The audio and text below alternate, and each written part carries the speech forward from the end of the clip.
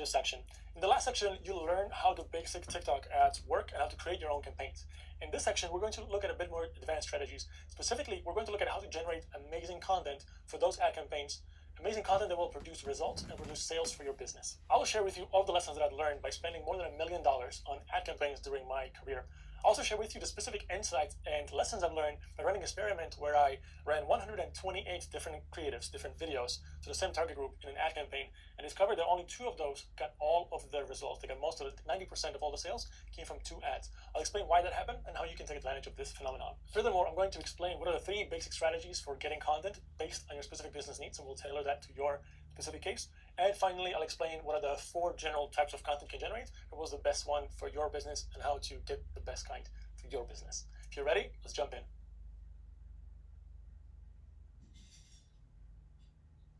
I have run thousands of ad campaigns during my career, and this simple strategy has always outperformed everything else I've tested. In this lecture, I'll show you how to easily get content for your ads. By the end of the lecture, you'll understand the 3 reasons why this strategy works so well. Like I said, I've ran thousands of campaigns and thousands of different split tests trying to figure out what kind of content works the best, and I consistently get the same clear result. The ads that don't look like ads, but they look like native content, always work better. Now, this seems like a stupid idea, but if you think about it, it makes sense. We have an automatic ad filter in our brain, and as soon as something looks like an ad, we skip. If it's on Instagram, just go next, next, next, and same on TikTok. If you see an ad, you'll skip. We have this built-in filter. The content needs to look like native content for that platform. So if you run ads on Instagram, for example, it needs to look like an Instagram post. Same on TikTok. If you run TikTok ads, it needs to look like a TikTok post. But most people and most companies that run ads forget about this. Even when you think about your own behavior online, as soon as you see an ad, you click. But when you run ads, people tend to forget about the simple content. What companies and what people do is that they create ads that they think look good or put their business in a good light or makes the product look good, but they don't create ads that the users want to see, and that's the number 1 issue. Here's a simple illustration of what I mean. We're running ads for this particular company, and on the left side of the screen, you see all the ads that we've created that were done by micro-influencers, and they look like native content for that platform. So these ones were created for Instagram and TikTok. Those are the ones on the left. And on the right, we ran the ads on the same platforms on Instagram and TikTok, but the ones on the right side were produced in-house. They're done by designers, or we hired an agency, and we tried to, show an ad. We tried to show the product. We tried to make it as nice as possible. We made the mistake of making the product look good. We're just creating content that the users really want. So on the left side, I'm going to show you, as you can see, some of these ads, and it's basically just the people, micro-influencers, using the product in their own way and talking about it. And I'm going to run all of them so you can just see. And we didn't tell them what to do. We just showed them the product, and we say, explain this product to your followers, to your users, and then we got their content and we ran it as ads. And this content, which you see on the left side that looks like native content, has almost always outperformed the designed ads that look like ads. This has been the number 1 learning of ad, and this is the whole point of the strategy. You want to create content that looks like native content for that platform. You want to run it as ads versus designing ads that you think look good and make your product look good. Because they, by definition, look like ads, people are going to skip. So the ones on the left side are the ones that were done by the influencers themselves, and we run it as ads, and that has always outperformed everything else. But there's one very important distinction. When I mention influencers, we do not care that the influencers post the content on their platform. If you get an influencer and she or he will make an ad, and then they post it on their TikTok profile, that doesn't matter. This is what the biggest mistake people do when they work with influencers. That alone doesn't matter. What matters, the real value, is in the content. So what matters is that you get the content, you own the right to the content, and then you run the content as ads. That's the real power, because then you can target that content towards your users, your demographic. And I'm going to walk you through all the steps to do this later on, but you just need to understand the concept that the power of influencers is use micro-influencers and then use that content as ads and not having them post it. They can post it as well, that's fine, but that's not where the real value of this lies. This strategy works for 3 simple reasons. Number 1, we buy from people that we trust, and we trust people that look like us. It's pretty simple, basic psychology 101. And this means that it's also hyper-contextual. That means, let's say your target group is men that are 35 years old in New York City. What you can do then, using this strategy, get micro-influencers that are men, 35 years old in New York. They'll create the content, and then you can run this content to all the males in New York City that are 35 years old. And it's going to look like the content that will naturally appear on their feeds. It will look like their friends talking to them, even though you don't know that person, but they look like your friends. They look like, they could be your friend. That's the number 1 reason why it works. Number 2, influencers will use their own words. So you don't want to give them a script and tell them, use this. You want to, maybe you can tell them, these are the 3 bullet points I want to cover, but they'll use their own words and they'll describe the product using their own words, the jargon and the vocabulary that their peers would use, their friends would use. So when you run it as ads, it will sound natural. It will not sound like a scripted ad. And number 3 is what I've mentioned already before. We have a natural ad filter in our brain. As soon as you see an ad, you skip, you go next. But if it looks like native content, it still says sponsored, so it's still legal. But as long as it looks like native content, you're actually going to watch it, you'll listen to the message, and then you might get it. If you yourself are in the target group, you do not have to hire micro-influencers to do it. You can just record the videos yourself. It doesn't have to be very high production either. Very simply, just point the camera at yourself, selfie-style video, and record a video of you talking about the product as a consumer, not as the seller. And record it the same way if you would record it for TikTok or any other social media that you were just posting. It's super, super simple. And this is the easiest and the most affordable way to do it because you can just record 100 videos, run these ads, and you're done. So now you know that natural looking content for any given platform like TikTok will outperform something you can design or something an agency will design for you. You also know that the important distinction is not to let influencers post on their feed, which is fine, but the real value lies in owning the content and running its ads. And you know the 3 reasons why this works. Number 1, we buy from people that we trust. Number 2, influencers use their own words. And number 3, we have a natural ad filter. In the next lecture, I'm going to explain how I ran 128 different ads, different videos, and only 2 of those got 90% of the traffic. Tiny minority got vast majority traffic. I'll explain all that in the next lecture.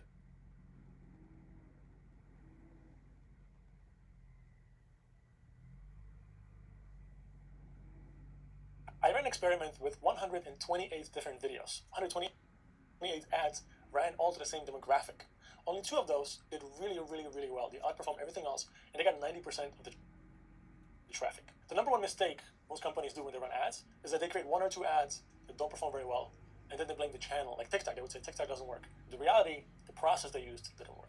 In this lecture, I'm going to explain to you this experiment, what happened, and how you can take advantage of it. By the end of this lecture, you'll understand why scaling the content that you produce is absolutely necessary for successfully running campaigns in the long term. Since I've ran this experiment that I just mentioned to you, I've repeated the experiment many, many times. I've ran anywhere between 90 to 100 different videos, different ads, and I've seen the same results over and over again. As a general rule of thumb, if you run 100 different ads, different videos, 90 of them are not going to perform very well. You can turn this off. 7 will break even approximately, and then 3 will do well. And they're going to get the ROI for all the other ones. Out of those 3, maybe 1 or 2 will do really, really well. They'll blow everything out of the water, and you can run those for weeks or months to scale them to thousands of dollars. I literally have ads where one single creative, I can push it and spend $100,000 on that one. It works really well. The challenge is that you're never going to know which 1 or 2 ads are going to perform well. You should have zero creative judgment, and your job is to run as many ads as possible. Here's the example I'm talking about and why I'm stressing quantity over quality. Your job is to run as many ads as possible. Over here on the left side, you see the 2 ads that have outperformed all the other 126 videos that I've ran. And all of those are targeted to the US and UK in the same demographic. And as you can see, the videos on the left side, if I was trying to follow a creative judgment, I wouldn't probably run these ads. The one on the left, she's just showing the, and this is ads for the same product. And on the left side, she's just showing the product, but while she's showing the video, there are notifications popping up on her phone, and it doesn't look very good. The lighting is all bad. And the other one, the creative on the right side, this girl, she has this weird sepia filter over the ad. During the actual ad, her baby was crying in the background. I mean, the audio was terrible. Like, the ads were just, they didn't look as good ads, but these 2 ads outperformed everything else. Like I said, I've ran this experiment, many, many times over, and I still cannot predict which ads are going to work. And in total, I've ran thousands of different ads, and I still cannot see the pattern. So when you do this, I'm stressing again, it's all about quantity, not quality. Let the market decide which ads are good. Your job is to run as many of them as possible. If you do it right, you're not going to waste any money, because when you run the 100 ads, you'll see the results very fast. And the 90 that are not performing, you can turn them off. You only spend a couple of dollars on them in total. And then the ROI on the next to break even and the couple of them to really do, that ROI will cover the expense, the couple of dollars that you spent on testing the first 90 that didn't work. Now you know that the number 1 mistake most companies make is that they create 1 or 2 videos, run this ads, and it doesn't perform. You also know that to find the 1 or 2 winners that will really work, you might need to run 100 different videos, but that's fine because net, it still works out economically. In the next lecture, I'll show you the very practical 3-step process to get this amazing content that will perform well.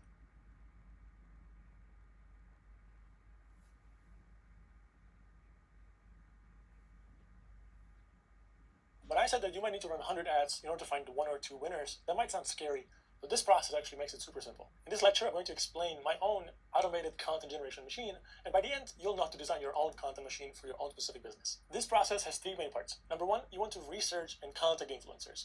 Number 2, you want to negotiate and agree.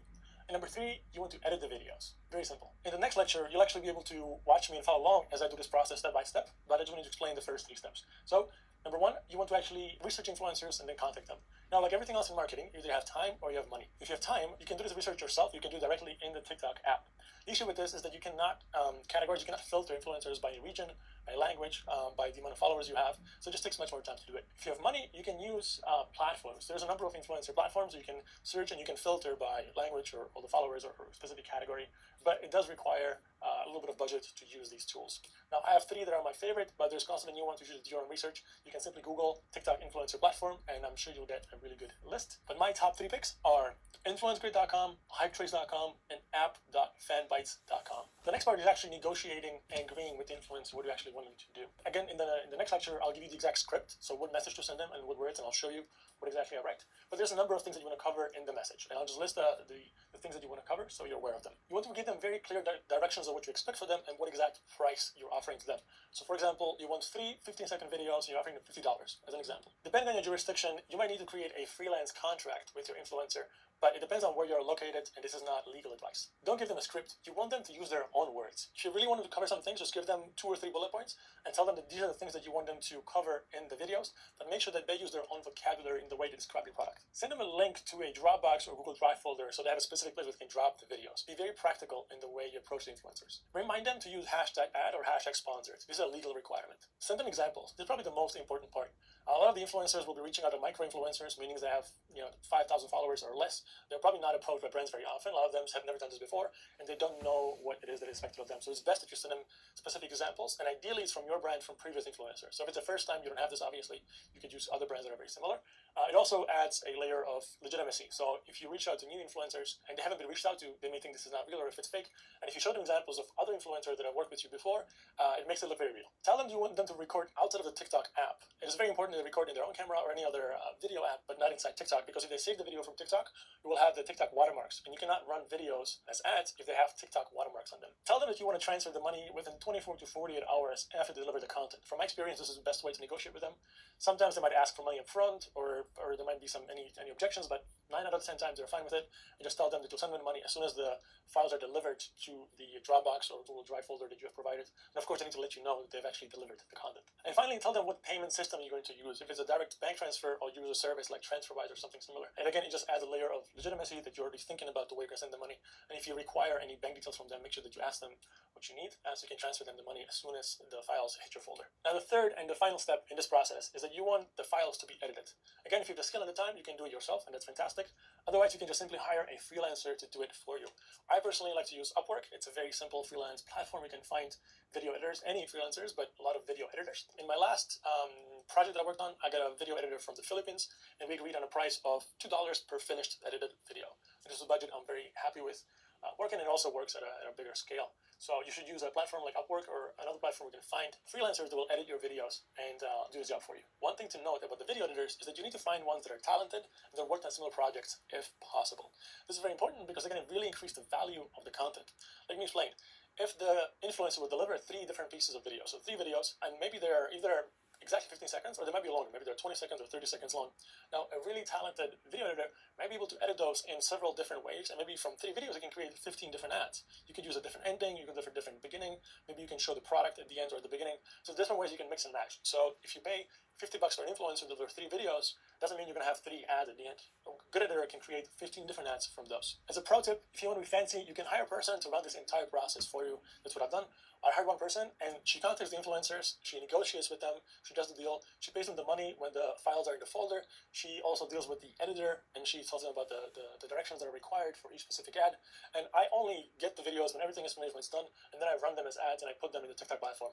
That's where my time is valuable, that's where I add the most value, so that's the only time where I actually see the ad. Everything else before is outsourced and automated. This was a lot, but to recap, you know that the simple process of getting influencers starts with contacting them and doing the research.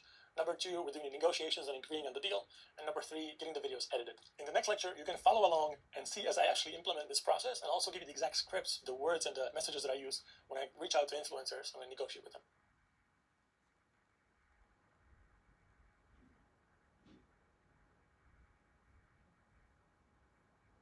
The process of getting content could be as fast as a day or two from the point you actually contact the influencer until you get the finished content. In this video, I'm going to show you how exactly I do a 3-step process, how I contact, negotiate, and then edit the videos. By the end, you'll know the exact tools that I'm using, the exact scripts and the words that I'm writing to them, so you can copy and paste what I'm doing and then use it for your own strategy. The first step is to find and contact influencers on TikTok. Like I mentioned in the previous sections, you either have money or you have time. If you have the time, you can do the research manually on your own on the actual TikTok app. It'll just take much more time. And if you have the money, you can use platforms. I'll show you both variations. So let's start with the first one. We'll use the TikTok app. I have my phone here ready, and we're going to look up some influencers. So here I am inside the TikTok app. It's open on my phone. And to find influencers, you're going to go to the Discover tab on the bottom. You see the second icon is Discover. And when you scroll to the very top, at the top there is a search bar. I'll go into the search bar, and you want to look up the influencer. Now here, you want to find influencers with keywords that are relevant for your product. So you want to find people that are talking about your product already. You don't find just random humans. Or if it's a super niche product, people that are likely to be using your product or any industry-related terms. So just as an example, the very first here, recently I searched for Nespresso. So you'll click on Nespresso. Now, the first thing you'll see are just the highlights and the top videos. Next one, we have users. You don't want to use users because they'll take the keyword espresso and they'll find users that has espresso in their title or the subtitle. That's not necessarily a good sign. You want to find people that are posting videos about the keywords, and it can be a bit confusing. So, of course, if it's relevant and you want people that have the title, the keyword in the title, you can do this, but otherwise, just don't use this part. Next one, we can look up videos, and this is the best way to look. Next up, we have sounds, and this is not exactly relevant unless your product has audio in it. And then finally, we have hashtags, and there's also a way to do it. You could look up by espresso, but the best way to do it is go back to top, and then you can scroll through the videos over here. Now, here what you're looking for is videos that are relevant about the product. So, for example, like over here, espresso. And the reason why it takes a lot of time and why it's manual, because you have to click on the user profile. So on the right side, you see the icon of the profile picture. Click on that, and then you find the user. And you have to make sure that the users are more micro-influencers. Like I was saying, 5,000 followers or less. This one has 2.3 million, so obviously that'll be way too expensive. So that's not relevant for us. I'm going to keep scrolling and see if I can find somebody relevant. Over here, 700,000 almost, too much. This one is, you can already see that it involves alcohol, for example. And if you're looking for espresso, if I'm an espresso company, maybe this is not what I want to market, so I would keep scrolling. This one might be relevant. I'll check her out. So then, yeah, we can see that she has 6,000 followers, which is not too much. It's still within 5,000, a little over, so it's not too bad. And then what you want to do next when you find somebody relevant, you want to scroll through their feed and see if in general the feel and the vibe of the influencer falls within your brand and within your users. So if they are, like for example, if they're vulgar or if they are doing something illegal or any of those things, if they're not nice people, then you don't want to hire them as influencers. You want to make sure that you find nice people to work with. So she seemed pretty interesting. There's another one over here. Check out her profile. Only 1,000 followers, so that's great. I can see that she's posting a lot, so she's active and she'll likely respond to the videos. So what you want to do is follow her. I'll tap on the follow, and then you can message her. So I'll click on the message, and here's where I can write the actual message. Just so you know, you need to verify your phone number inside TikTok before you can start messaging other users. So here's exactly what I would actually tell them. So at the first message, you want to keep it very brief and very, very simple. So I just say, hey John, whatever is the name of the influencer. I love your profile and the positive vibes. I work for company X. You want to put in your company name here. We would like to do paid collaboration with you. I want to make sure that you include the paid because influencers get a lot of messages about doing free stuff and they just don't want to do it from my experience. So better to say paid. But also you don't want to say too much. You don't want to give them the exact numbers or anything. You just just very brief message. Let me know if you're interested. Oh yeah, that's it. That's the only thing you really need to tell them. The point, you just want to engage with them, get the response. So the objective of this message is to get them to respond. And then in the next message, we're going to send all the details. So here's the next message. So here's the second message. As you can see, I've highlighted all the parts in red that you can just change. Otherwise, you can use a script for yourself.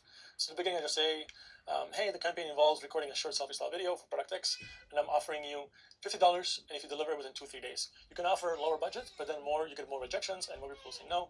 Or you can offer a higher budget, and you'll just get more videos from more people. Very simple. I like to add any other benefits they may get out of it, so I just say we're going to sponsor it, and you get a lot of impressions. You can get access to premium features from our product, etc., etc. As many additional benefits to convince them to do this. Then here's a paragraph where I basically explain how we're going to run the content as ads from our profile. Then I'll give them the talking points that I want them to get across. So if it's a product about, like I said, we're doing the research about espresso, then so I'm going to say whatever, if you're selling espresso coffee beans, then you want to say, mention something about the taste, about where they're coming from, and they're organic, for example. And then you let the influencer do the talking. Then some specific video requirements, and just tell them to, tag the company, and any other things they need to do, and then they can send the files using using the service. The most important thing here is you want to include examples. So if you have examples of your previous ads where you've run with your company, put them here. If you don't have your specific company, find other ads that are very relevant and then use them as examples. It's very, very important. A lot of the influencers were doing this for the first time, and you want to give them some examples. And then at the end, just a quick summary, because it's a lot of information. I just basically highlight what I told them. So you can use a script exactly, word for word, just change the things that you need to change, and you can contact influencers using this method. The second method for contacting influencers is using the platforms. Now, the platforms are better because you can target specific regions, countries, languages, or you can filter by how many followers they have. So I mentioned a couple of them before, but I'm going to show you my two favorite ones. One is Influence Grid, and the second one is Hypetrace. So both of them are paid platforms, and depending on when you look in this, there might be other new platforms, so do your research. Just look up TikTok influencer platform, and then you can find whatever is relevant. But I'll just show you real quick. For example, over here, I want to find influencers within the US, and you want to find a specific topic, so you want to scroll through and find whatever is relevant. Let's stick to coffee as an example, and then here I'm going to select nano influencers, and it'll show me 12. It doesn't mean there are only 12, it just means this platform can find 12. So it depends on which platform you're using. So this is the very basic subscription. Again, to see more, you have to subscribe and pay for the platform. But that's what we can expect. But you basically will get their username, and then you can either find them on TikTok manually and contact them there, or you can pay more, and then you can contact them a lot of times directly through the platform. It depends on which platform you're using. Most of them are very, very similar. There's some other criteria you can search by. And then here's the other platform, which is very similar again. We're searching on TikTok, and maybe it doesn't have the topic for coffee even. So you would find whatever other relevant category. I'll just say food for us. Again, nano influencer, anything from 1 to 10,000 followers, specific country, US, or whatever is the country that you're looking for. You hit search, and then you'll get a list. Again, I can only see, but if you upgrade and you pay more, you would have a longer list. It depends on what's your budget. Again, you'll see the first couple of them, and you can either look them up directly on TikTok, contact them, but again, you can do it through the platform. So some of the other platforms may also offer like engagement metrics and other metrics, but it basically depends on what's your budget, how much you can afford, and then you get many more features available to you. The second step of the process is the negotiation. Now, this doesn't really take much time and effort, this part. I've showed you the actual script. 9 out of 10 times, people will just say yes or no, and that's all there is to it. If they say yes, they might have additional question, you answer them, that's it. If they say no, I don't usually respond or counter offer. It's just not worth the time. So I prefer to just contact as many influencers as possible. I'll try to do at least, for example, 10 a day, and then you'll see how many of them respond. Depending on what's your offer and how attractive your product is, and you might get a response. But when I offer $50, I find that most people, so let's say, I don't know, 7 out of 10 will say yes. So there isn't really much negotiating, just agreeing. Again, remember that based on your jurisdiction, you might have to do a freelance contract, and there might be other things relevant legally you need to do to hire the people. Also, I make sure that I work with influencers that are 18 and plus, not people that are younger, just because legally, again, it's easier. You could do it, but you might have to do, again, depending on your location, have the consent of their parents. It just gets complicated, so it's easier. You can verify their age, it's 18 plus. The final part is getting the videos edited. Again, if you have the skill and time, you can edit yourself. That's fantastic. If not, I prefer to use the platform Upwork. That's my favorite platform, and that's how I'll show you how I find influencers to edit my videos. So here we are, and Upwork.com is probably the most comprehensive platform to find freelancers and people to get jobs for you. So I'm going to go ahead and start searching, and we're looking for a video editor. So I'm going to type video editor, and I'll just say add at the end because we're looking for somebody to do editing for ads. It's actually quite common. A lot of people do Facebook and Instagram editing for the ads. So you're going to get a list of people that match your search criteria. Now, I like to get more specific, and I like to make sure that I find people that have at least earned some money. So I'm going to go ahead and select $100. You don't want people that are brand new, that have never done this before. It's good to get people that have verified they can do the job. And I'm going to go ahead and select 90% success rate because you have people that actually do their job properly. The hourly rate doesn't really matter for me in this case. I'll explain why later. And all the other levels doesn't really matter for me personally. In terms of the actual location, I prefer not to get freelancers from countries like the US because they tend to be way too expensive. For example, over here, $125. This is very simple editing we're doing. It's literally just sort of copy or like just cut the video and attach some other video over there. It doesn't require any like big animations or any big skills. Honestly, anybody with a little bit of tiny bit of experience and editing profile can do this. So I don't go for people from the US. I like to prefer people from, for example, Eastern Europe or Asia or some of those countries and developing countries, just because the price will be much more affordable. You can also offer them a great opportunity to work comfortably. So this is a way to support those people as well. And here I'll just scroll through and I basically look at them. Here's a great example. For example, Facebook Ads Video Editor. It's exactly what we're looking for. We want people that have experience editing ads. 97% success rate. That's really good. Somebody from the Philippines. So this seems like a really, really good candidate. As you can see, they always list the price per hour. Now, I like to agree with them when I hire them. I like to agree how many videos per hour they're going to edit. Or if we can agree on a price per video. So instead of doing 20 $5 an hour. I could do like $2 a video, for example. Or you should just talk to them and find out whatever deal you can get. You should also like go through their past jobs and see what kind of videos they've done. Sometimes they show examples, for example, over here. Probably the most important thing is that you hire more than one person at the beginning. So at first, when you're starting off, I would hire 3 to 5 different freelancers, and I would all give them very similar job, but not the same, because you don't want them, you don't just want to like repeat for the same job, pay for the same job 5 times. But you want to make sure that you find at least 3 to 5 freelancers, because chances are you're not going to find the right person right from the beginning. And you won't be the first person. So the quickest way to do it is just to hire 5 of them, give them one-time job, just give them a job to edit videos for an hour or X number of videos you want output. And then whoever is the best, that's who you hire for a long-term contract. And you can give them sort of job on a continuous basis. And then the most important thing is that you give them samples and you actually describe exactly what you want them to do and be as specific as possible. It's going to make everything much easier for both you and the freelancer. So yeah, ideally you give them sort of the raw videos, and then you tell them this is what I want the videos to look like at the end, and give them specific samples of ads that you can find, or videos that look like ads, or whatever is relevant for your specific industry. And that's it. That's the entire process. Basically, you contact them, you'll negotiate the right price and everything with the influencers. Finally, you hire an editor and you get the videos edited. Then you get the actual videos, and then you run it as ads. Again, you can automate this entire process like I did, so you don't actually hear about any of this. You don't see the videos until they're finished in the folder and ready to run as ads, because that's where I add the most value, so I focus on that part. Everything else I automate. In the next lecture, we're going to look at alternative ways to get content if this is not the only strategy that you want to use.